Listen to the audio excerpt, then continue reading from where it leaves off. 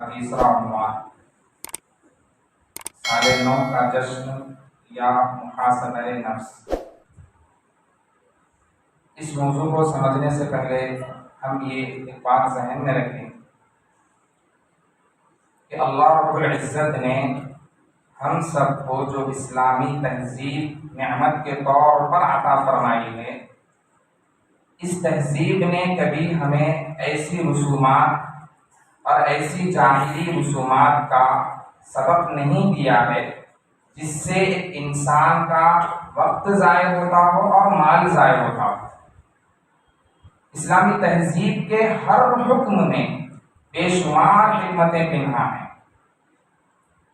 لیکن ایک مسلمان کو یہ غور کرنا چاہیے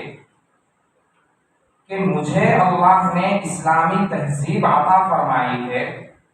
تو اس سے بڑھ کر میرے لیے کون سی تہذیب ہو سکتی ہے؟ اگر ایک مسلمان، ایک ایمان والا اپنی اسلامی تہذیب کو بھول کر غیروں کی تہذیب پر عمل کرنے لگے تو اس سے بڑا بے وقوف کوئی نہیں ہو سکتا۔ اس کی مثال آپ حضرات نے سنی بھی ہوگی کہ گدھے کو زعفران کی کیا قدر۔ ہم اپنے پاس اسلام جیسی بہترین نعمت اور اسلامی تعلیمات جیسی بہترین تعلیمات رکھ کر دوسروں کے طریقے کو اپنا رہے ہیں، یہ بڑے افسوس کی بات ہے۔ آپ حضرات جانتے ہیں کہ آج 2022 کا آخری دن 31 دسمبر ہے، اور آپ یہ بھی جانتے ہیں کہ چند گھنٹوں میں جو ساری دنیا میں تماشا بدتمیزیاں ہونے والی ہیں جس کا اندازہ ہم نہیں رکھتے۔ مختلف ممالک میں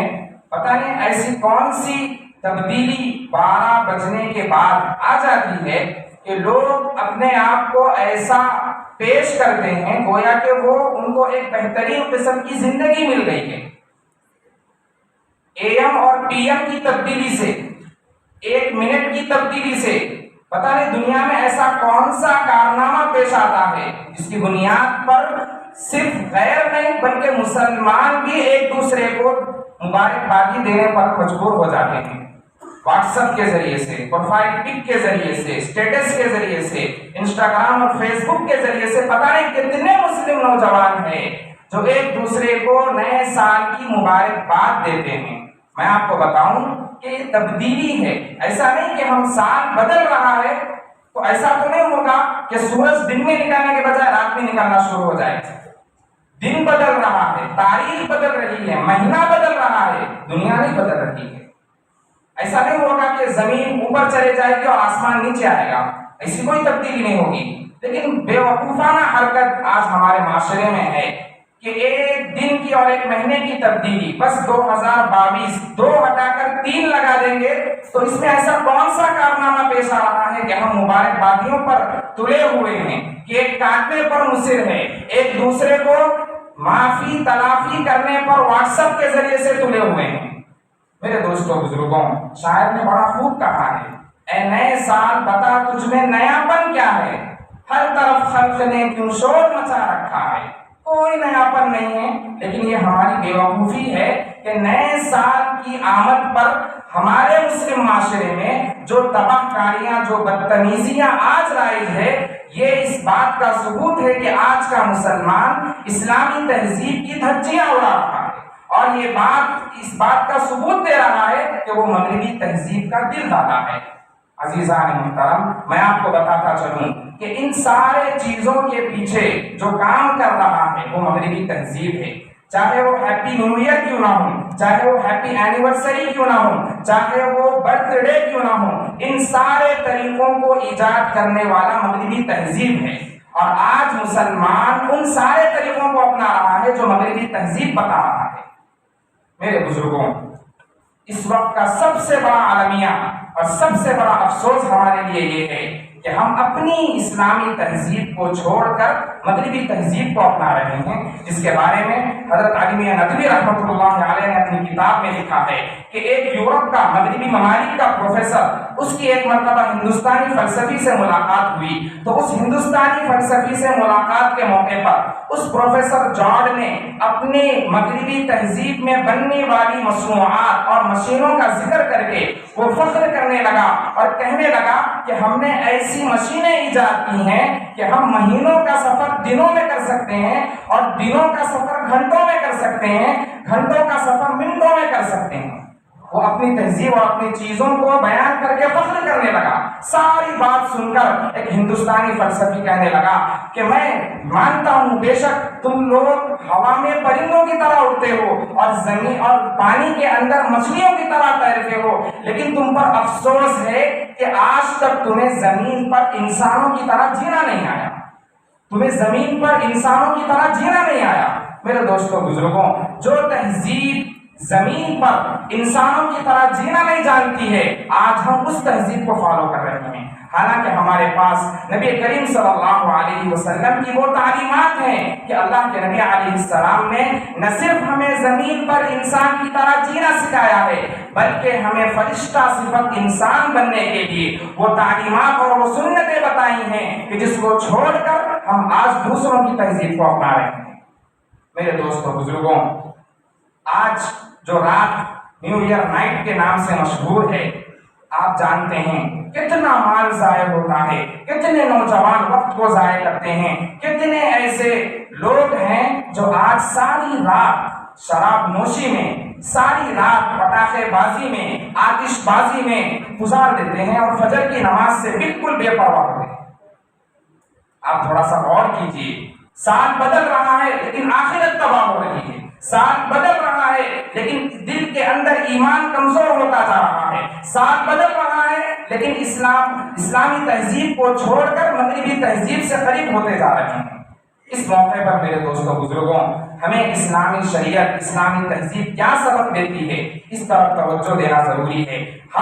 ضروری ہے کہ تبدیل ہو رہا ہے تو فطرتاً انسان کے اندر یہ چیز ہوتی ہے، ایک عزائم، ایک ہمتیں ایک آدمی کے اندر فطری طور پر پیدا ہوتی ہیں۔ تو اس موقع پر ہمیں اسلام یہ سبق سکھاتا ہے کہ ہم اپنے نفس کا محاسبہ کریں، ہم یہ سوچیں کہ سال بھر ہم نے اللہ کی کتنی نافرمانی کی، سال بھر ہماری کتنی نمازیں چھوٹ گئی، سال بھر ہم نے اپنے والدین کو کتنا ستایا، سال بھر ہم نے اپنے پڑوسیوں کا حقوق کتنا ادا کیا ہے، ہم نے اپنے والدین کو کتنا ستایا ہے۔ اس موقع پر اللہ کے سامنے بیٹھ کر، اللہ کے سامنے اپنی ایک ایک غلطی کو شمار کر کے اللہ سے معافی مانگے اور اپنے نفس کا محاسبہ کریں۔ یہ آج نئے سال کا پیغام ہے، نہ یہ کہ ہم دوسروں کی طرح، دوسروں کے اور غیروں کے طریقوں کی طرح دوسری چیزوں پر عمل کرتے ہوئے اپنے وقت کو ضائع کریں۔ محاسبہ نفس کے متعلق صحابہ کرام رضی اللہ عنہم اجمعین کے بے شمار واقعات ہیں۔ میں آپ کو کیا بتاؤں، اللہ کے نبی صلی اللہ علیہ وسلم نے ایک صحابی سے متعلق فرمایا کہ یہ جنتی ہے، تو دوسرے صحابی رضی اللہ عنہ کو شوق ہوا کہ وہ اس صحابی رضی اللہ عنہ کے گھر گئے، 3 دن وہاں قیام کیا، واپس آنے لگے تو ان صحابی رضی اللہ عنہ سے پوچھنے لگے کہ آپ کے اندر ایسی کون سی چیز ہے کہ جس کی بنیاد پر میرے آقا صلی اللہ علیہ وسلم نے آپ کے جنتی ہونے کا فیصلہ کیا؟ وہ صحابی رضی اللہ عنہ کہنے لگے کوئی ایسا خاص عمل تو نہیں ہے، لیکن رات سوتے وقت میں روزانہ اپنا نفس کا محاسبہ کرتا ہوں کہ میں نے صبح سے لے کر شام تک کیا عمل کیے، اگر میں نیک کام کیا اللہ کا شکر ادا کرتا ہوں، اگر میں نے کوئی گناہ کا کام کیا ہے تو اللہ سے معافی مانگتا ہوں۔ تو وہ صحابی رضی اللہ عنہ کہنے لگے یقیناً یہی وہ تمہارا عمل ہے جس کی بنیاد پر نبی کریم صلی اللہ علیہ وسلم نے تمہارے جنتی ہونے کا فیصلہ فرمایا۔ میرے دوستوں بزرگوں، اسلاف کی زندگیاں، تابعین تبع تابعین کی زندگیاں محاسبہ نفس کی دعوت دیتی ہیں۔ اللہ رب العزت نے قرآن میں ارشاد فرمایا یا ایھا الذین آمنوا اتقوا اللہ ولتنظر نفس ما قدمت لغد، فرمایا کہ ایمان والوں تم اللہ سے ڈرو اور یہ فکر کرو کہ تم آخرت کے لیے کیا بھیج رہے ہو، تم کل جو آخرت قائم ہونے والی ہے اس کے لیے تم کیا بھیج رہے ہو۔ علامہ ابن قیم جوزی رحمۃ اللہ علیہ فرماتے ہیں کہ یہ آیت محاسبہ نفس کی شان پر اور محاسبہ نفس کی اہمیت پر دلالت کرتی ہے۔ ہر مسلمان کو غور و فکر کرنا چاہیے کہ وہ کل قیامت کے دن آنے والے اس ہولناک منظر کے لیے اپنی اس دنیا میں کیا تیار کر کے رکھا ہے۔ ہر مسلمان کی ذمہ داری ہے کہ وہ روزانہ اپنے نفس کا محاسبہ کرے، اور جب سال کا اختتام ہو تو بطور خاص ہمیں چاہیے کہ ہم اللہ کے سامنے آ کر 2 رکعت نماز پڑھ کر اللہ سے توبہ کریں۔ سال کی تبدیلی ہے، نئی زندگی کی شروعات ہم کریں۔ ہمارے جو جتنے گناہ اب تک ہو چکے ہیں ہو گئے، لیکن اب ہم آئندہ سال سے ایک نئی زندگی شروع کریں گے۔ اگر کسی نے والدین کو ستایا ہے، ایک مرتبہ اللہ کے سامنے کہہ دے آئندہ نہیں ستاؤں گا۔ اگر کسی نے فون پر غلط چیزیں دیکھی ہیں، ایک مرتبہ اللہ کے سامنے کہہ دے جو دیکھتی آئندہ نہیں دیکھوں گا۔ اگر کسی نے کسی کا ناحق مال چرایا ہے، رشوت کی ہے، سود لیا ہے، ایک مرتبہ اللہ کے سامنے کہہ دے آئندہ نہیں کروں گا۔ میرے دوستو بزرگوں، اللہ رب العزت فرماتے ہیں کہ میرے بندے کے کہنے میں دیر ہو سکتی ہے لیکن میری معافی میں دیر نہیں ہو سکتی۔ ثم یستغفر اللہ یجد اللہ غفور الرحیم، کہ وہ اللہ کو غفور الرحیم پائے گا، وہ محسوس کرے گا کہ اس کے دل سے گناہ دھلتے جا رہے ہیں۔ میرے دوستو بزرگوں، آج نئے سال کا پیغام ہم یہ لے کر جائیں کہ ہمارے اندر محاسبہ نفس کا جذبہ پیدا ہو۔ اگر ہم روزانہ کا معمول بنائیں،